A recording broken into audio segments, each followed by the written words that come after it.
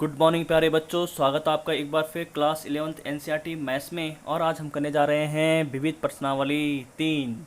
तो बढ़ते हैं क्वेश्चन नंबर 8 की ओर। उससे पहले आपके पास लिखा है निम्नलिखित प्रत्येक प्रश्न में sin x/2 cos x/2 and tan x/2 का मान ज्ञात करो, जैसे कि आपको आपकी स्क्रीन के ऊपर यहाँ पे दिखाई दे रहा है। तो बढ़ते हैं क्वेश्चन नंबर 8 की ओर। 10x इक्वल टू, आपके पास एक ट्रिग्नोमेट्रिक फंक्शन है, एक फलन दे रखा है 10x इक्वल टू -4/3। ठीक है, क्या दे रखा है 10x इक्वल टू -4/3। और x कहाँ पे लाई कर रहा है, यानी कहाँ पे हो, द्वितीय चतुर्थांश में, यानी कि द्वितीय यानी कि सेकंड क्वाड्रेंट में। आपको पता है क्वाड्रेंट आपने पढ़े हैं, ये फर्स्ट क्वाड्रेंट होता है, ये सेकंड होता है, ये आपका थर्ड और ये आपका फोर्थ। तो जो यहाँ पे x है प्यारे बच्चों, वो यहाँ पे लाई कर रहा है, कहाँ पे कर रहा है, सेकंड क्वाड्रेंट में कर रहा है x लाई।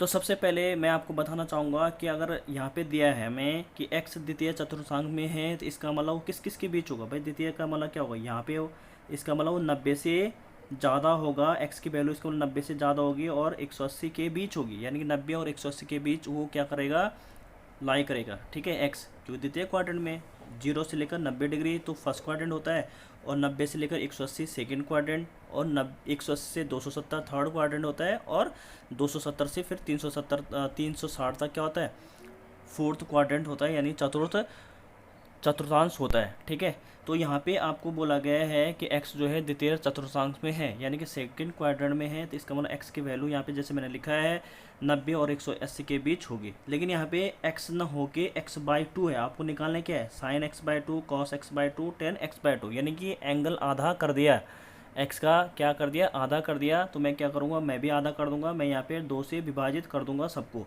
तो x को करूँगा तो x/2 हो जाएगा, यहाँ 180 करूँगा तो 180/2 हो जाएगा, और 90 करूँगा तो 90/2 हो जाएगा। ये कैंसिल आउट होके कितना टाइम काटेगा इसे, 45 बार, क्योंकि 90/2 कितना होता है, 45 हो जाएगा, यानी कि 45 डिग्री हो जाएगा।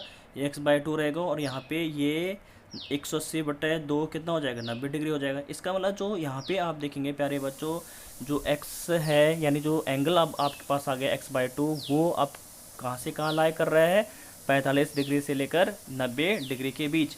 इसका मतलब 45 और 90 तो किसके बीच आ जाएगा, अब वो x/2, इसका मतलब कहाँ जाएगा, फर्स्ट क्वाड्रेंट में। और आपको ये पता होना चाहिए कि फर्स्ट क्वाड्रेंट में सारी चीज़ें, यानी कि जो sine cos tan cot sec, ठीक है, और जो कॉसेक होते हैं हमारे पास, जो 6 रेशियो हैं आपके पास त्रिकोणमिति के, वो सारे के सारे क्या होते हैं, पॉजिटिव होते हैं। यानी कि फर्स्ट क्वाड्रेंट में सारे क्या होते हैं, पॉजिटिव होते हैं। ये मैंने आपको इसी चैप्टर के इंट्रोडक्शन में आपको पूरा का पूरा इसके बारे में डिटेल से बता रखा है। ऑल शुगर टू कप में भी एक जो फॉर्मूला है वहाँ पे भी बनता है कि ऑल यानी कि फर्स्ट क्वाड्रेंट में सारे पॉजिटिव होते हैं, ऑल माने सभी। ठीक है, ये आपको मैंने वहाँ पे बता रखा है। तो आप देखेंगे यहाँ पे कि फर्स्ट क्वाड्रेंट में sine cos tan cot sec सारे क्या होंगे, पॉजिटिव, जैसे मैंने कहा होंगे। अब यहाँ तक आपका काम खत्म। अब बच्चों आपके पास 10x इक्वल टू क्या है, -4/3 आपको दिया है। 10x इक्वल टू -4/3 और x क्या है, द्वितीय चतुर्थांश में। तो 10x इक्वल टू -4/3, तो हम क्या करते थे, जैसे आपने 10th में पढ़ा है, हम एक समकोण त्रिभुज यहाँ पे बनाते हैं। क्या बनाते हैं, एक समकोण त्रिभुज, जैसे कि आपको दिख रहा है ये 90 डिग्री हुआ। और यहाँ पे हम इसके अकॉर्डिंग क्या लिखते थे, देखो यहाँ पे एक फॉर्मूला हम लिखते हैं P/HB। P माने परपेंडिकुलर, यानी कि आपका परपेंडिकुलर मीन्स लंब, ये लंब होता है।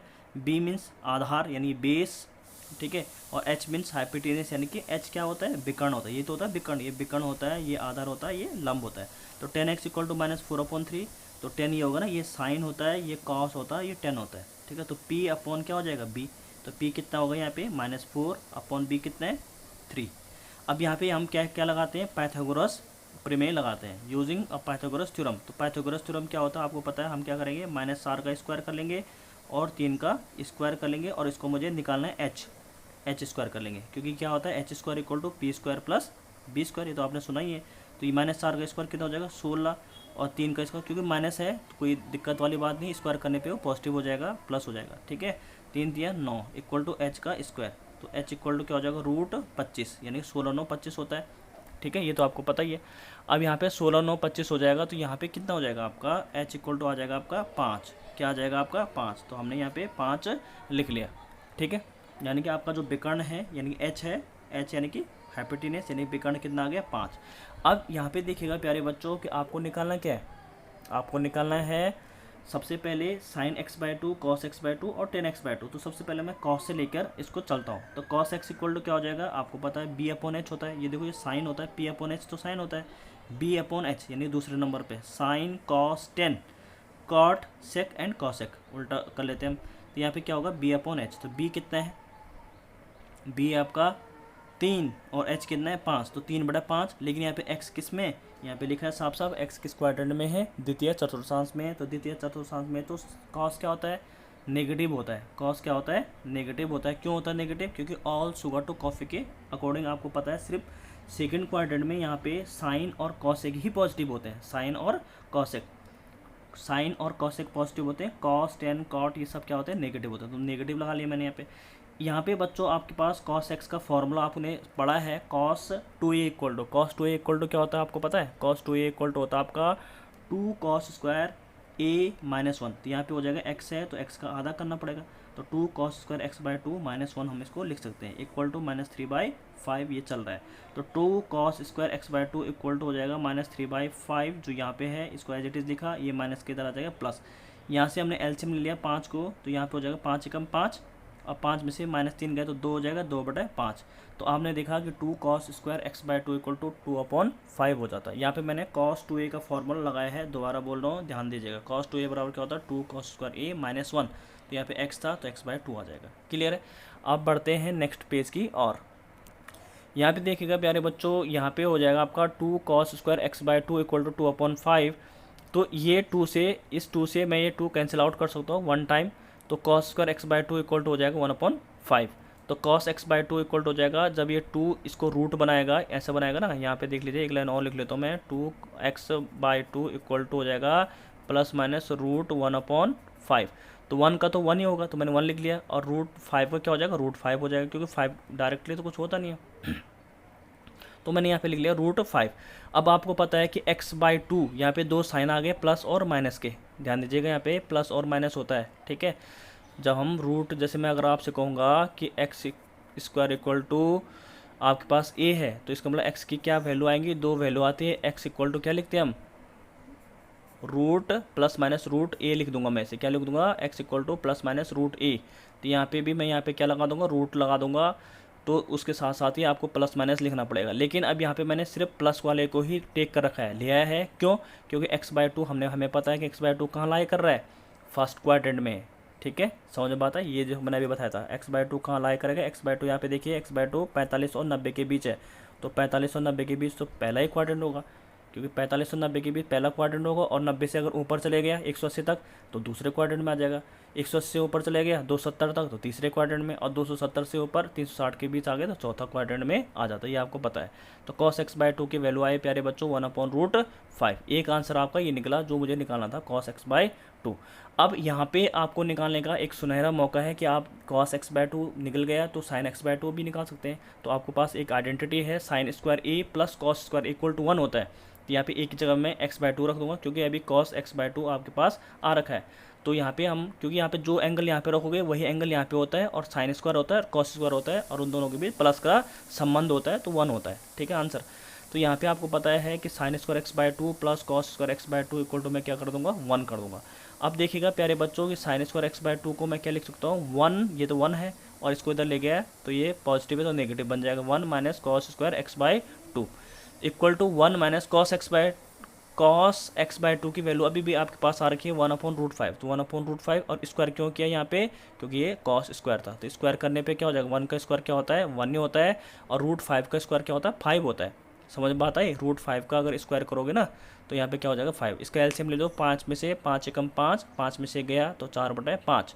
तो x sine x by 2 equal to हो जाएगा आपका, ये 2 है वो रूट में चले जाएगा ऐसे करके। जब रूट में जाएगा तो क्या होगा, 4 का क्या बन जाएगा 2, और √5 का तो √5 ही होगा, जैसे यहाँ पे किया मैंने, ठीक है। 4 का तो आपको पता है, √4 क्या होता है 2 होता है। यहाँ पे भी प्लस माइनस आ जाएगा क्योंकि रूल के तहत। लेकिन हम यहाँ पे प्लस ही साइन क्यों लेते हैं, क्योंकि यहाँ पे x बाई 2 है, और x बाई 2 हम पहले ही बोल चुके हैं कि x बाई 2 किस क्वाड्रेंट में, फर्स्ट क्वाड्रेंट में है। और फर्स्ट क्वाड्रेंट में सारे जो आपके पास रेशियोज होते हैं, sine cos tan cot sec and cosec, वो सारे क्या होते हैं, पॉजिटिव होते हैं। अब आपके पास साइन x बाई 2 भी आ गया और cos x बाई 2 भी। अब आपको निकालना क्या था तीसरा, tan x बाई 2। तो बहुत आसान है, tan x बाई 2 कैसे निकाल सकते हैं आप, आपको पता है कि 10x/2 का फॉर्मूला होता है sin x/2 upon cos x/2। क्यों? क्योंकि हम जानते हैं कि 10a बराबर क्या होता है, 10a बराबर होता है sin a upon cos a। तो a की जगह में x/2 रख लीजिए आप, 10x/2 equal to sin x/2 upon cos x/2। अब देखो sin x/2 की वैल्यू ये आ रखी है आपकी, ये अभी निकाली मैंने 2/√5, 2/√5 और cos x/2 की वैल्यू आई 1/√5। इस √5 से √5 कैंसिल हो जाएगा तो यहाँ बचेगा आपका 2/1, यानी कि इसको 2/1 को मैं 2 भी लिख सकता हूँ। तो यही आपके तीनों आंसर हुए। तो होप कि आपको ये क्लियर हुआ होगा। बढ़ते हैं नेक्स्ट क्वेश्चन की ओर। क्वेश्चन नंबर 10 है प्यारे बच्चों आपके पास sin x equal to 1/4। x यहाँ पे भी दोबारा सेकंड क्वाड्रेंट में ही है। क्वेश्चन नंबर 9 आपके लिए होमवर्क होगा, उसको अभी आप कर सकते हैं। जैसे मैंने अभी 8 क्वेश्चन में किया था वैसे मैं यहाँ पे करूँगा कि x जो है द्वितीय चतुर्थांश में है, तो इसका मतलब 90 और 180 के बीच लाया करेगा। और लेकिन हमें निकालना क्या है, sin x/2 cos x, वही है सेम, sin x/2 निकालना है, cos x/2 निकालना है और 10x/2 यहाँ पे निकालना है। ठीक है, तो मैं क्या करूँगा, इस x को क्या बनाऊंगा, बाई 2 करूँगा इसके, क्योंकि मुझे x/2 में आंसर चाहिए। तो मैं यहाँ पे क्या करूँगा, 2 से डिवाइड करूँ। लेकिन ध्यान दीजिएगा कि अगर x 90 और 180 के बीच है तो x/2 किसके बीच आएगा, यहाँ पे भी मैं 2 से डिवाइड करना पड़ेगा। तो ये आपको पता है ये 45 हो जाएगा, जैसे मैं बार बार कर रहा हूँ, 90 हो जाएगा। तो ये 45 और 90 की, इसका मतलब जो भी x/2 में आएगा, sin x/2 cos x/2 10x/2 cot x/2 कुछ भी आप निकाल सकते हैं प्यारे बच्चों, वो क्या आएंगे, पॉजिटिव आएंगे। क्योंकि अब x/2 कहाँ लाई कर रहा है, फर्स्ट क्वाड्रेंट में। किस में लाई कर रहा है, फर्स्ट क्वाड्रेंट यानी फर्स्ट चतुर्थांश में। अब यहाँ पे देखिएगा आपको एक जो रेशियो दिया रखा है वो है sin x इक्वल टू 1/4। तो फिर आप क्या करेंगे, एक क्या बना देंगे, वैसे दूसरा मेथड भी है, आप इससे मैं इसी से करा रहा हूँ क्योंकि मैंने 8 नंबर का क्वेश्चन भी इसी से करा रखा है। तो यहाँ पे देखिएगा आप, यहाँ पे आप क्या बना देंगे, एक त्रिभुज बनाएंगे, लेकिन वो भी समकोण त्रिभुज, यानी जिसे हम बोलते हैं राइट एंगल ट्रायंगल। तो sin x इक्वल टू क्या होगा, p upon H H B होता है। तो साइन क्या होगा, p अपॉन एच। p किसे बोलते हैं, ये आपका p होता है, ये आपका h होता है, हैपिटिनस होता है, ये आपका बेस होता है नीचे वाला, आधार जिसे बोलते हैं। तो sin x इक्वल टू 1/4, तो p अपॉन एच, p कितना हो जाएगा 1, h कितना हो जाएगा 4। तो यहाँ पे पाइथागोरस थ्योरम लगेगी तो क्या होगा, 4 चौको 16, 16 में से एक गया कितना होगा 15, तो √15 हो जाएगा यहाँ पे। ठीक है, डायरेक्ट भी निकाल सकते हैं, चाहे आप रफ में यूज़ कर सकते हैं, रफ पेज कि कैसे हमने यहाँ पे पाइथागोरस फिर में लगाई है। अब देखिए प्यारे बच्चों, जब √15 यहाँ पे आ चुका है तो cos x निकाल देंगे, जैसे मैंने पिछले क्वेश्चन में भी निकाला था। cos x इक्वल टू क्या होगा, b अपॉन एच। तो b कितना है, बेस, यानी कि √15 अपॉन एच कितना है 4। यहाँ पे √15/4 आना था, लेकिन आप देख रहे होंगे यहाँ पे मैंने नेगेटिव साइन लगा रखा है। क्यों लगा रखा है नेगेटिव साइन, क्योंकि यहाँ पे x है और x किस क्वाड्रेंट में, सेकंड चतुर्थांश में है, यानी कि द्वितीय क्वाड्रेंट में। और द्वितीय क्वाड्रेंट में cos हमेशा नेगेटिव होता है, इसलिए मैंने यहाँ पे नेगेटिव साइन लगा रखा है। अब वही मैं यहाँ पे करूँगा कि cos 2a, देखो मैं यहाँ पे लिख ही देता हूँ, cos 2a का फॉर्मूला जो होता है वो होता है 2 cos स्क्वायर a - 1। यानी कि अगर यहाँ पे एंगल 2a है तो आपका आंसर में a आएगा, अगर 4a होता तो 2a आता, a है तो a/2 आएगा। मतलब जितना यहाँ पे एंगल होता है उसका आधा कर लो आप, a होता तो a/2 आता। जैसे यहाँ पे x है तो x/2, तो 2 cos square x/2 - 1 equal to -√15/4। तो 2 cos square x/2 equal to हो जाएगा, ये -1 इधर चले जाएगा तो यहाँ पे हो जाएगा 1, और ये माइनस, ये तो रहेगा यहाँ पे माइनस √15/4। इसका एलसीएम ले लो आप, 4 एकम 4, तो 4 एकम 4 माइनस √15/4। यहाँ पे आपको पता है कि ये cos हमें 2 नीचे चले जाएगा, तो ये हो जाएगा आपका cos square x/2 equal to 4 minus √15/4 दूनी, ये 2 यहाँ से यहाँ आ गया, तो 4 दूनी 8 हो जाएगा।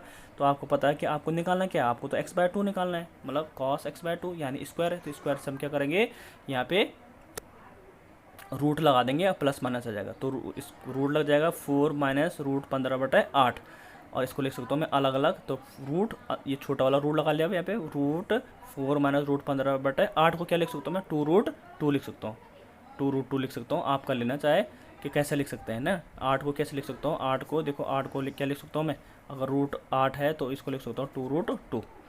समझ में बात है कैसे, अगर नहीं आता तो यहाँ लिख लो, 8 को मैं ऐसे तोड़ सकता हूँ, 8 को 4 × 2 लिख सकता हूँ, और 2 को तो मैं रूट के बाहर लिखूँगा तो क्या लिख सकता हूँ 2, और अंदर बच जाएगा √2, तो 2√2 यहाँ पे हो जाएगा।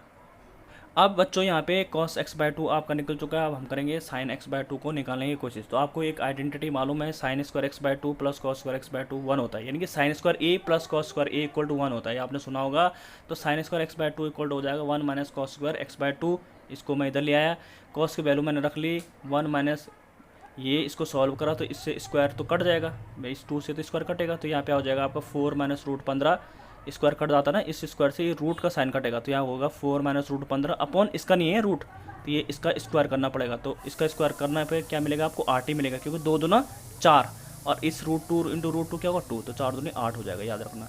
8 एकम 8 माइनस ये ब्रैकेट में होता है तो ब्रैकेट ऑफ होगा जब, यानी खुलेगा तो यहाँ पे नेगेटिव साइन क्या हो जाएगा, प्लस हो जाएगा। तो ये हो जाएगा 8 में से 4 गया तो आपका 4 प्लस रूट 15/8, तो साइन एक्स इक्वल टू हो जाएगा रूट लगाना पड़ेगा यहाँ पे 4 प्लस रूट 15/8। तो फिर इसको लिख सकता हूँ मैं, ये बड़ा रूट अभी ध्यान देना यहाँ तक का रूट है ये, तो इसको मैं अब छोटा रूट ऊपर ही ऊपर अंश में लगाऊंगा रूट को, तो 4 प्लस रूट 15/8 को क्या लिख सकता हूँ मैं, 2√2 लिख सकता हूँ। तो ये आपका आ गया प्यारे बच्चों साइन x/2। अब हमारे पास बचता है tan x/2 निकालने का मौका। तो tan x/2 हम लिखेंगे sin x/2 upon cos x/2। Sine और cos की वैल्यू मैंने यहाँ पे निकाल रखी है, पुट कर लीजिए, इस से कैंसिल हो जाता है, आपके पास बचेगा √4 प्लस √15/√4 माइनस √15। यहाँ पे भी रूट है, यहाँ पे भी रूट है, तो मैं एक साथ ही लिख सकता हूँ इसे, दोनों का रूट कंबाइंड 4 प्लस √15/4 माइनस √15, यही आपका रिक्वायर्ड आंसर है। तो होप कि आपको क्लियर हुआ होगा। Thank you so much.